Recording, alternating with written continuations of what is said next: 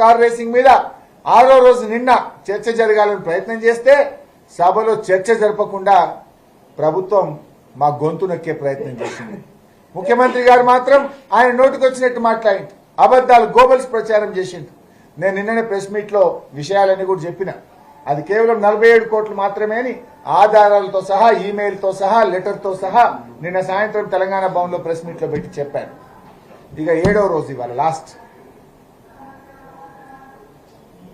రైతు భరోసా అవాస్తవాల మొత్తం.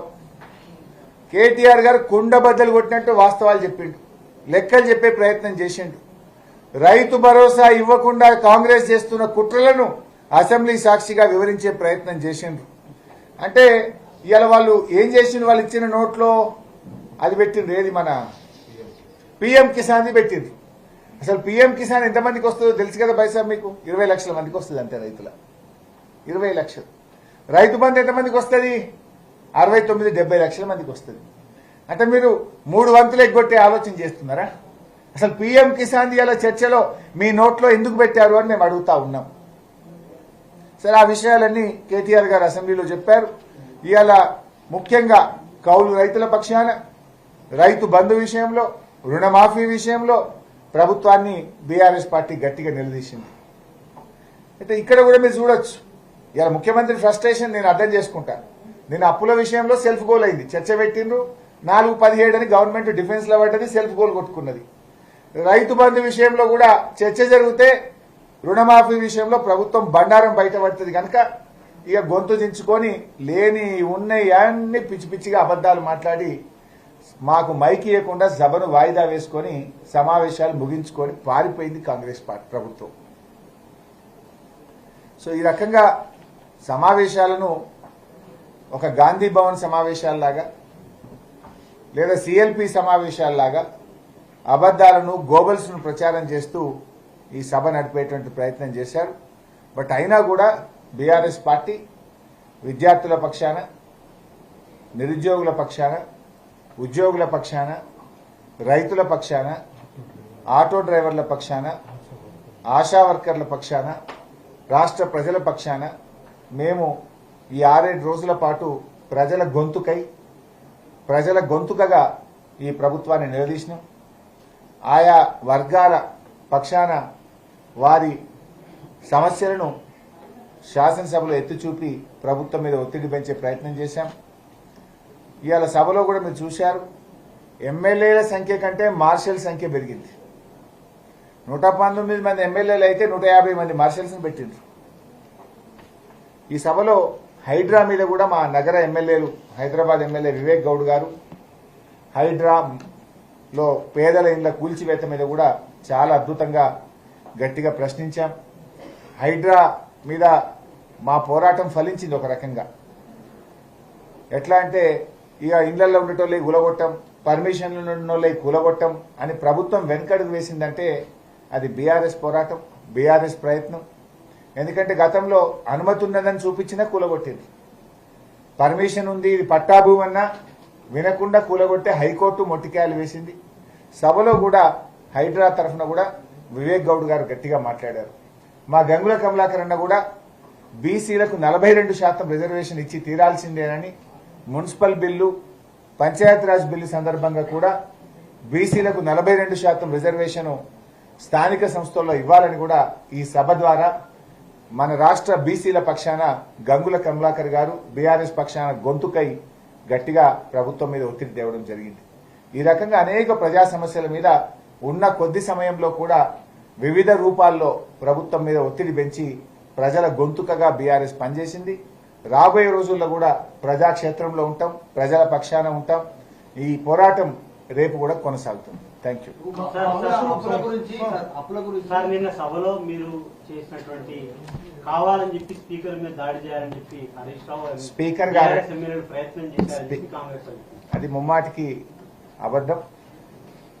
షాద్ నగర్ ఎమ్మెల్యే గారు చెప్పు తీసి మా ఎమ్మెల్యే గారి మీద చూపించారు, మా మీద వాటర్ బాటిల్ విసిరారు, మా మీద కాగితపు ఉండలు విసిరారు. రెచ్చగొట్టింది కాంగ్రెస్ పార్టీ మాత్రమే. స్పీకర్ గారంటే మాకు ఎప్పటికీ గౌరవం ఉంది, సభ అంటే కూడా మాకు గౌరవం ఉంది. ఇప్పుడు అప్పుల విషయంలో ముఖ్యమంత్రి ఒప్పుకున్నాడు అనుకుంటున్నారు, దాంట్లో లక్ష కాదు 1,27 కోట్లు అంటారు. అప్పు చేయాల్సి వచ్చింది, మిత్తి కడుతున్నాం, దానికోసం చేస్తున్నాం అంటారు. అంటే ప్రభుత్వం చేసిందని ఒప్పుకున్నారా ముఖ్యమంత్రి? ఒకటైతే మంచి జరిగింది వైసా, ఈ సభ ద్వారా ప్రభుత్వం బండారం బయటపడ్డది. మీరు ఇవాళ పొద్దున జూపల్లి కృష్ణారావు మీరు వీడియో చూడండి, 8 లక్షల కోట్లు అప్పు చేసింది అన్నాడు. నిన్నగాక మొన్న 6,78,000 బట్టి గారు అన్నారు. ఇవాళ ముఖ్యమంత్రి గారు ఏమన్నది 6,30 అన్నాడు. ఒక గవర్నమెంట్లో వాళ్ళు 6,30 అంటారు, వాళ్ళు 8 అంటారు, వాళ్ళు 6,70 అంటారా?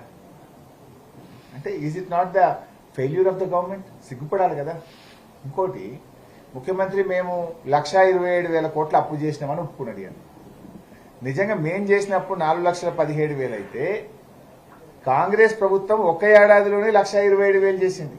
అంటే 1,27,000 ఇంటూ 5 ఏళ్ళు అంటే వీళ్ళు 7 లక్షల కోట్లు దాటుతారు. మేము 10 ఏళ్లలో 4,17 చేస్తే 5 ఏళ్లలోనే 7 లక్షల కోట్లు కాంగ్రెస్ ప్రభుత్వం దాటుతుంది. నంబర్ 1. నంబర్ 2, మీరు అడిగిన దాంట్లో ఇంకో సమాధానం, మీరు చేసిన అప్పులకు మేము మిత్తి కడుతున్నాము, అసలు కడుతున్నాము అని అప్పు చేసినాము అంటున్నాడు. మరి మేము కట్టలేదా? మా 10 ఏళ్ల పాలనలో 3 లక్షల కోట్లు గత ప్రభుత్వాలు చేసిన అప్పులకు మేము కూడా అప్పులు మిత్తిలు కట్టినాం కదా. 3 లక్షల కోట్లు కట్టి మేము రాష్ట్ర ఆదాయం పెంచినాం కదా. మేము అధికారంలో వచ్చినాడు 2014-15లో ఈ రాష్ట్ర బడ్జెట్ 68,000 కోట్లు. మేము దిగిపోయేనాడు ఈ రాష్ట్ర బడ్జెట్ 2,93,000 కోట్లు. ఎన్నంతలు పెరిగింది పైసా? పెరిగిన ఆస్తుల గురించి, పెరిగిన ఆదాయం గురించి, పెరిగిన బడ్జెట్ గురించి, పెరిగిన తలసరి ఆదాయం గురించి, పెరిగిన స్థూల ఉత్పత్తి గురించి కూడా మాట్లాడాలి కదా. Thank you. కాళేశ్వరం కమిషన్ కు 2 నెలలు గడువు పెంచారు.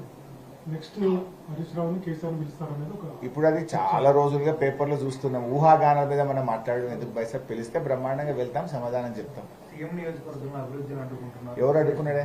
మీరు అడ్డుకుంటున్నారు ఆరోపించారు. రేవంత్ రెడ్డికి ఒక శాపం ఉన్నట్టున్నది పైసా. నిజం చెప్తే ఏదో తలబలిగి చచ్చిపోతారనే ఏదైనా శాపం ఉందో ఏమో నాకు డౌట్. ఎవరు అడ్డుకున్నారు ఆయన? ఇన్ఫాక్ట్ రేవంత్ రెడ్డి నా నియోజకవర్గంలో అభివృద్ధిని అడ్డుకున్నాడు. రేవంత్ రెడ్డి నా నియోజకవర్గంలో వెటర్నరీ కాలేజ్ ఒకటి శాంక్షన్ అయింది, 150 కోట్ల రూపాయలు. దానికి నాబార్డు ద్వారా డబ్బు కూడా శాంక్షన్ అయింది. టెండర్లు అయినాయి, 15 కోట్ల రూపాయల పని జరిగింది. కాలేజీ వాళ్ళు రిక్రూట్మెంట్ కూడా పూర్తి, యూనివర్సిటీ ఆ కాలేజీకి రిక్రూట్మెంట్ కూడా పూర్తి చేసింది. యూనివర్సిటీ ఢిల్లీలో వెటర్నరీ సైన్సెస్ దానికి అనుమతి కోసం లేఖ కూడా రాసింది. దీన్ని క్యాన్సిల్ చేసి కొడంగల్ తీసుకుపోయింది. ఇప్పుడు ఎవరి నియోజకవర్గాన్ని అడ్డుకున్నారు పైసా? నువ్వు కొడంగల్ ఇంకోటి పెట్టుకుంటే నాకు అభ్యంతరం లేదు. సిద్దిపేటది సగం పని అయింది, రద్దు చేసి మీరు రండి కావాలంటే చూపిస్తే పిల్లర్లు స్లాబ్లు అయి ఉన్నాయి. అక్కడ పిల్లర్లు స్లాబ్లు అయినాయి, ల్యాండ్ కేటాయించి రిక్రూట్మెంట్ అయింది. దాన్ని క్యాన్సిల్ చేసి సిద్దిపేట నుంచి కొడంగల్ తీసుకుపోయాడు. ఇప్పుడు రేవంత్ రెడ్డి నా నియోజకవర్గ అభివృద్ధిని అడ్డుకున్నాడా, నేను రేవంత్ రెడ్డి నియోజకవర్గాన్ని అడ్డుకున్నామా? అందుకే ఇందాక నేను చెప్పినా కదా, నిజం చెప్తే ఆయన తలబలిగి సరిపోతాడని శాపం ఉందో ఏమో నాకు డౌట్ బైసాబ్. అందుకే అన్ని అబద్దాలే చెప్తాడు ఆయన, ఒక్కటి నిజం చెప్పాడు. నేను 10 ఉదాహరణలు చెప్పినా కదా మీకు, నేను ఒక 10 చెప్పినా కదా, ఒకటి ఏదో జోక్లాగా చెప్పలే. ఆయన స్పీచ్లో నుంచి ఇప్పుడు ఒక 10 తప్పులు ఎత్తి చూపించినాయి కదా బైసాబ్ మీకు నేను. అందుకే ఆయనకు భయం, మాకు మైక్ ఇస్తే నేను ఏడ అడుగుతాను అసెంబ్లీలో, మళ్ళీ మేము ఏడ బీఆర్ఎస్ వాళ్ళు లేచి మళ్ళీ కడిగి పారేస్తారేమో, నా నిజ స్వరూపం ఏడ బయట పడుతుందో అని స్పీకర్కు మైక్ ఇవ్వద్దని చెప్పిండు. ఆయన సభ వాయిదా వేసుకుని పోయి. 7 లక్షల కోట్ల అప్పులు అయినాయి కదా. సో ఆ స్థాయిలో కేసీఆర్ కుటుంబం సంపాదించింది, రాష్ట్రానికి అప్పు కూడా కట్టొచ్చు, ఆ స్థాయిలో సంపాదించడం అనేది రేవంత్ రెడ్డి ఇవాళ అబద్దాలు తప్ప నిజాలు చెప్పడం నేను చెప్పినా కదా బైసాబ్. అసలు 7 లక్షల కోట్ల అప్పే కాలేదు కదా, ఈ రాష్ట్ర అప్పే 4,17,000 కోట్లు. ఈ 4,17లో కూడా మేము మా 9.5 ఏళ్ల కాలంలో గత తెలుగుదేశం కాంగ్రెస్ ప్రభుత్వాలు చేసిన అప్పులు 3 లక్షల కోట్లు కట్టినాం. మేము ఉంటా కట్టిన తర్వాత మేము ఆ అప్పులు కడుతూ అభివృద్ధి చేస్తూ 10 ఏళ్లలో మేము చేసింది కరోనా. 2 ఏళ్ళు అయితే కరోనా వచ్చి అతల కుతలం అయిపోయింది. కరోనా వచ్చినా మేము రైతు బంధు ఆపలేదు. కానీ రేవంత్ రెడ్డి కరోనా రాకుండా వానాకాలం రైతు బంధు ఎగ్గొట్టిండు. ఆ రైతు బంధు ఎప్పుడు ఇస్తాడో చెప్పలే, ఎంత ఇస్తాడో చెప్పలే. అంతా గోబల్స్ తప్ప ఆయన మాటలు ఒక్కటి కూడా నిజం లేదు. ఇలా ప్రభుత్వమే నీ దగ్గర ఉంది కదా, అధికారమే నీ దగ్గర ఉంది కదా, తప్పులు చేస్తే చర్యలు తీసుకో. Who is stopping you? ఇలా డెఫినెట్ గా మళ్ళా మా ప్రభుత్వం వచ్చేది ఖాయం. వీళ్ళు చేసిన తప్పులు ఒక్కటొక్కటికి అన్ని బయటకు తీస్తాం.